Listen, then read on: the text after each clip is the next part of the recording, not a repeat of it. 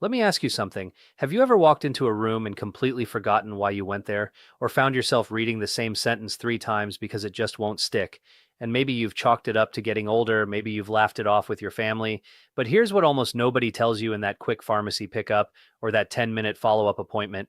The pill you've been taking for years, the one your doctor prescribed for something completely unrelated to your brain, might be quietly working against your memory right now.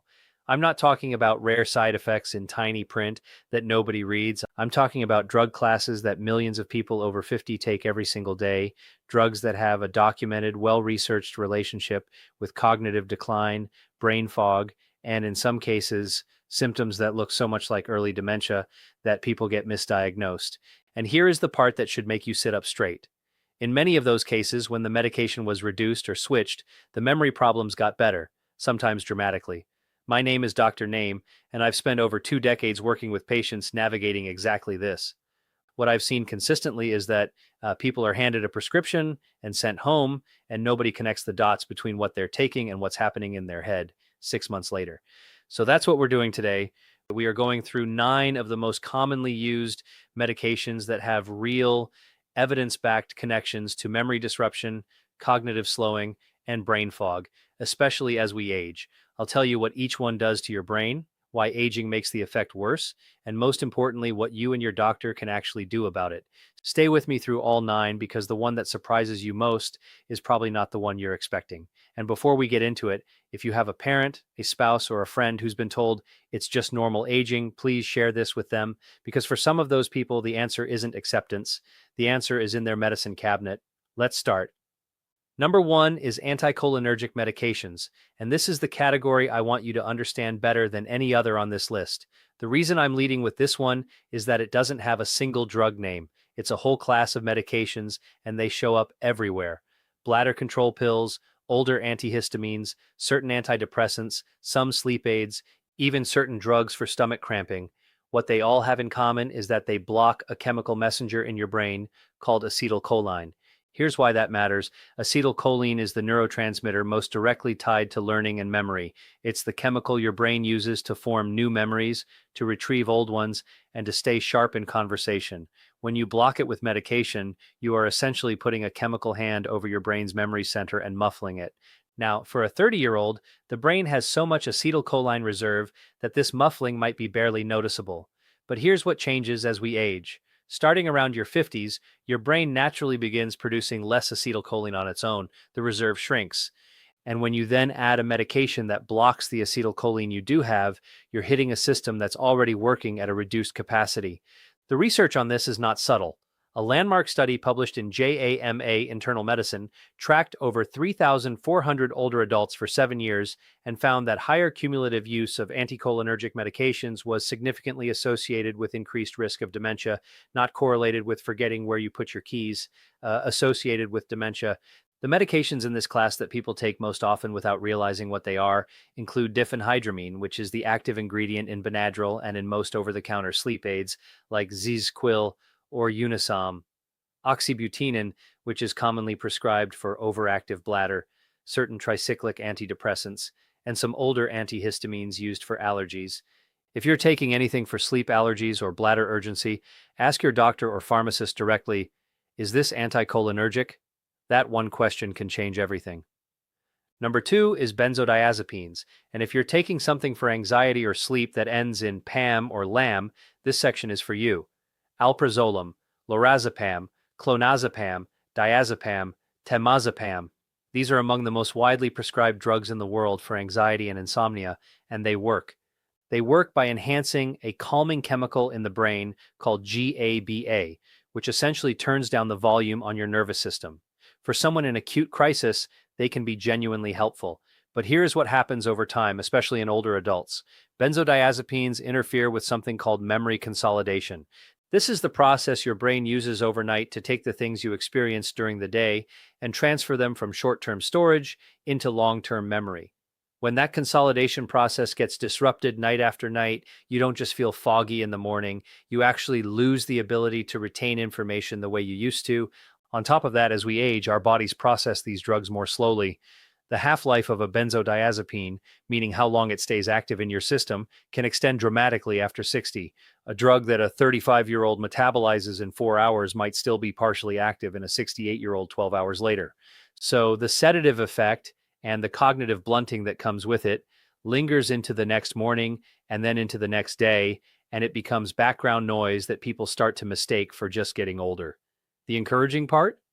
Studies have shown that gradual tapering off benzodiazepines in older adults, done carefully with a physician, often leads to measurable improvements in memory and cognitive function. This is not a medication you stop overnight, and I want to be very clear about that. Abrupt discontinuation can be dangerous, but under proper medical supervision, there is often a real path to getting sharper. Number three is sleep medications, specifically the Z drugs, and I want to separate these from benzodiazepines because people assume they're safer. They are not as different as the marketing suggests. Zolpidem, sold as Ambien, is the most prescribed sleep drug in America. Zaloplan and azopiclone are in the same family. They work on similar brain receptors as benzodiazepines and carry many of the same cognitive risks, especially in people over 60. What makes the Z drugs particularly tricky is the next day hangover effect that many users don't even fully recognize as a hangover.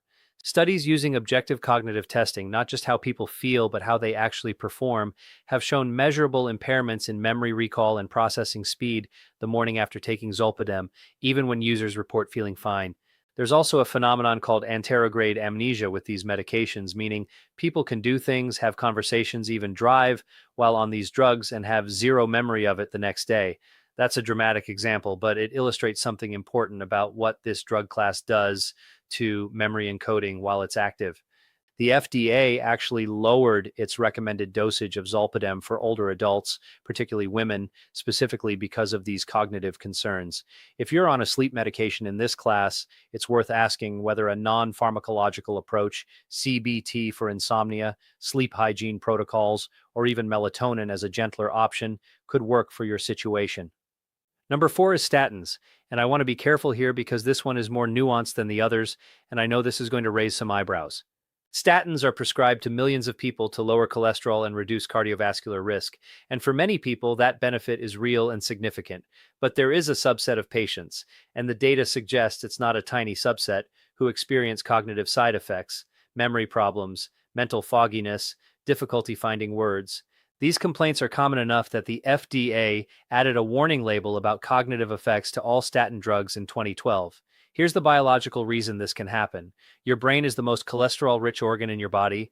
Roughly 25% of all the cholesterol in your body is in your brain, and your brain uses that cholesterol to maintain the myelin sheaths around nerve fibers to support synaptic function and to keep neural communication fast and clean.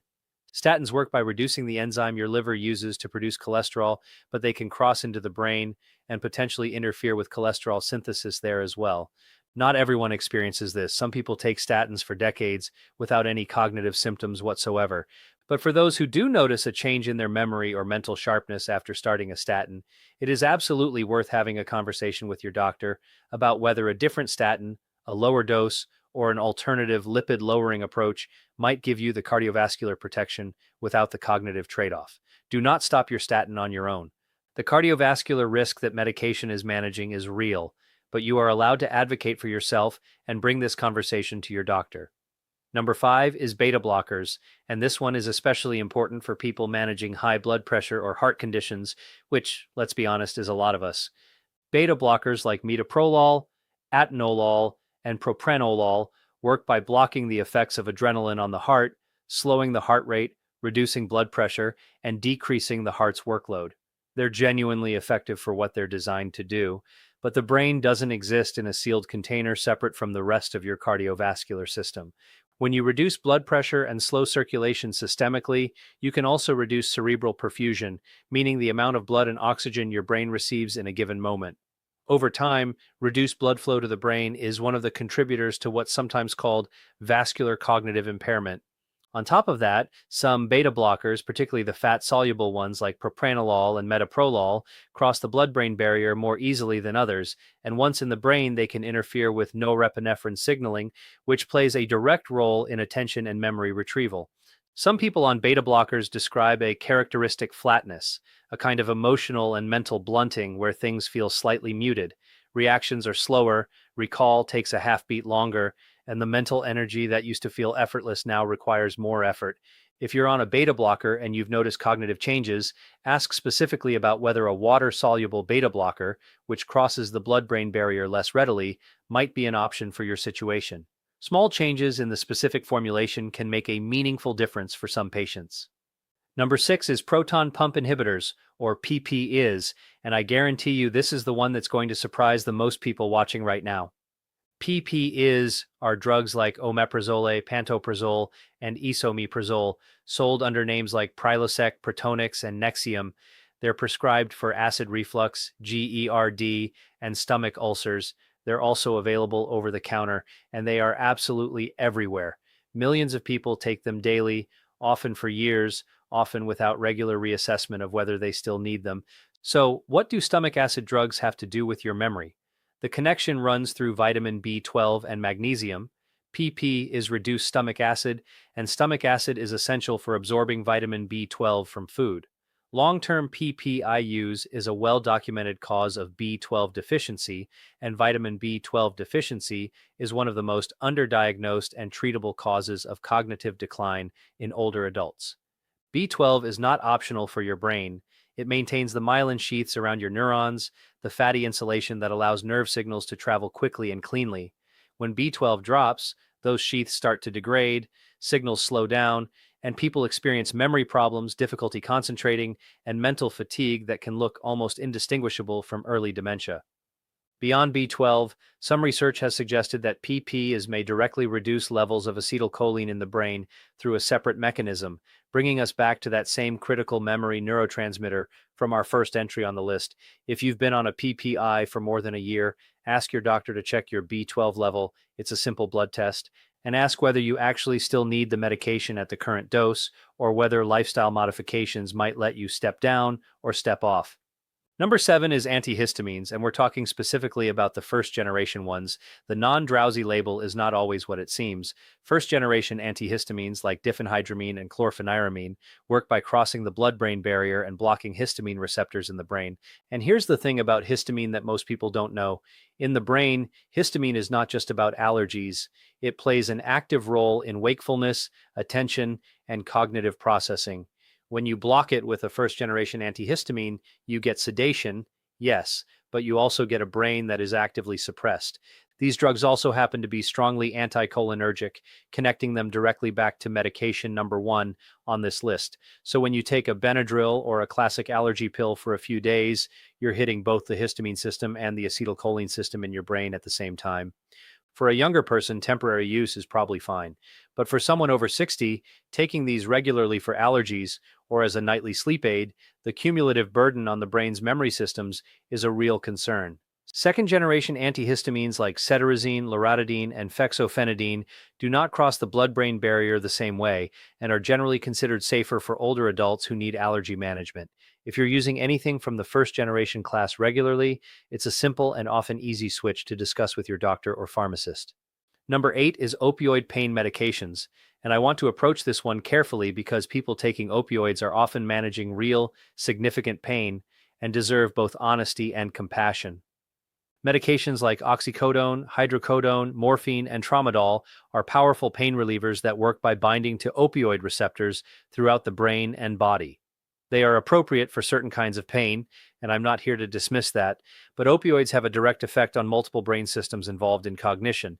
They sedate the prefrontal cortex, which is the area responsible for working memory, decision-making, and focus. They disrupt normal sleep architecture, reducing deep sleep and REM sleep, both of which are critical for memory consolidation. And over longer-term use, research has shown changes in the density and function of opioid receptors in memory-related brain regions. Chronic opioid use in older adults is associated with significant cognitive impairment in studies, and what makes this particularly difficult is that the alternative, unmanaged pain is also bad for cognition and quality of life.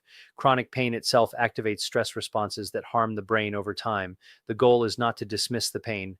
The goal is to find the minimum effective approach, potentially combining physical therapy, nerve blocks, topical agents, or non-opioid medications to reduce overall opioid exposure, because even modest reductions in opioid dose have been associated with cognitive improvements in some patients. If you or someone you care about is on long-term opioid therapy and has experienced memory changes, a conversation with a pain specialist about optimizing the regimen rather than simply accepting the side effects is absolutely worth pursuing. Number 9 is antidepressants, and again, I need to be precise here because not all antidepressants carry the same risk, and depression itself causes significant cognitive impairment that treating it actually helps. The ones I want to focus on are the older tricyclic antidepressants, drugs like amitriptyline, nortriptyline, and doxepin. These are still prescribed today, often for chronic pain, for nerve pain, for migraine prevention, and sometimes for sleep, in addition to depression. And they sit firmly in the anticholinergic category we opened with. The problem is that people are sometimes still on tricyclics that were prescribed decades ago and never reassessed. They've become a long-term background medication that nobody's looked at critically for years, while the patient has noticed a gradual decline in mental sharpness that they've attributed to aging. The newer classes of antidepressants, the SSRIs and SNRIs, have a much cleaner cognitive profile for most people. Some even show mild cognitive benefits by improving mood, sleep, and motivation, which all support better brain function.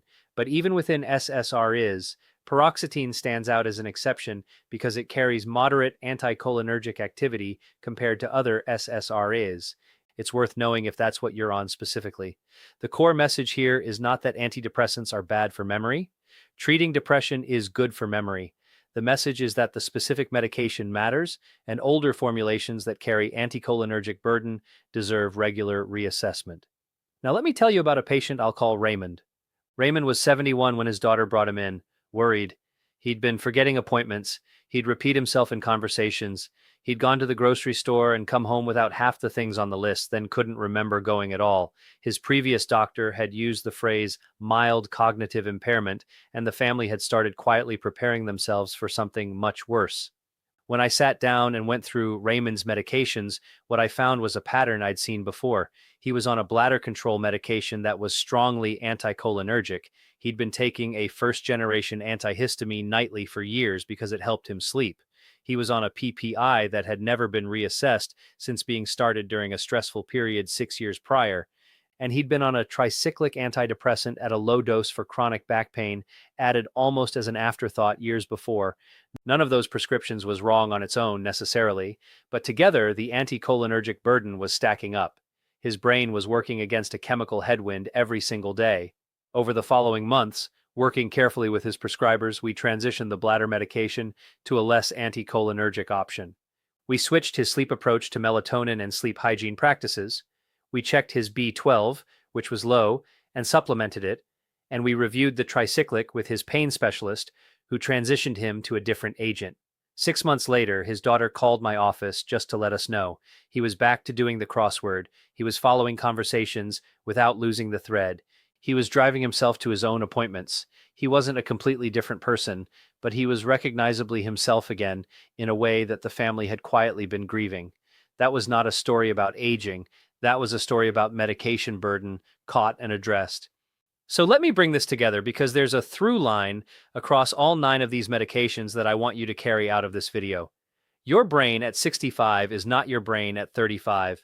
That's not pessimism, it's biology. The metabolic reserve, the neurotransmitter production, the speed at which drugs are cleared from your system, all of it changes with age.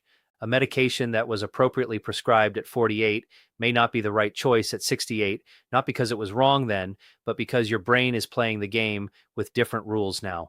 The highest risk pattern isn't any single medication, it's the stack. It's the bladder pill plus the sleep aid plus the antihistamine plus the old antidepressant, each one shaving a little bit off your acetylcholine, your sleep quality, your B12 levels, your cerebral blood flow. The individual drugs look fine on paper, but the cumulative burden on a 70-year-old brain can be significant. There's a concept in geriatric medicine called the anticholinergic burden score. It's a tool that adds up the anticholinergic load of every medication a person takes and gives you a total number.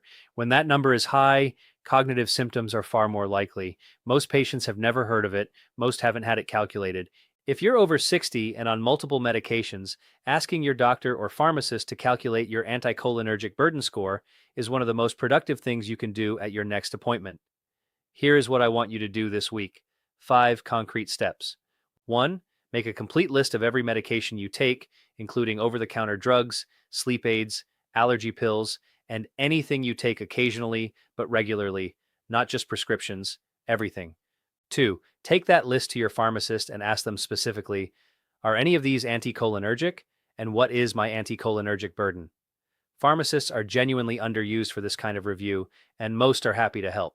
3. If you're on a PPI and have been for more than a year, ask your doctor to check your vitamin B12 level at your next blood draw. It's a simple addition and the result could be very revealing. 4. If you're using diphenhydramine, which is Benadryl or the generic sleep aids at the drugstore as a regular sleep tool, talk to your doctor about alternatives. This is one of the easiest and highest impact switches you can make. 5. If you've noticed memory changes and you're on multiple medications, ask your primary care doctor for a medication review with cognition specifically in mind.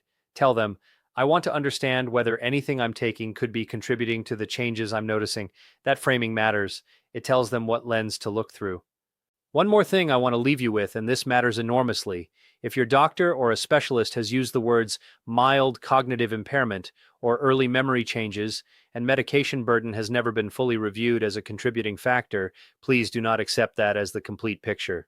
In my experience, it is alarmingly common for medication-related cognitive decline to be attributed to age or early dementia without anyone doing the detective work first. You are your own best advocate in that exam room. You are allowed to ask whether your medications could be contributing. You are allowed to request a full medication review. You are allowed to ask about alternatives. That is not being difficult. That is being an engaged patient, and engaged patients get better outcomes. The brain is not a passive bystander in the aging process. It responds to what we give it and what we take away from it. And in the case of medication burden, what we take away is sometimes the most powerful intervention of all. Now, we covered today what's working against your memory from the outside, but there's another side to this that a lot of people ask me about, the things you can actively do to build the brain up, the specific nutrients, habits, and daily practices with the strongest evidence behind them for protecting memory as you age. I put a video together on exactly that, and I'll put it right here on the screen. Go watch that one next, and I'll see you there.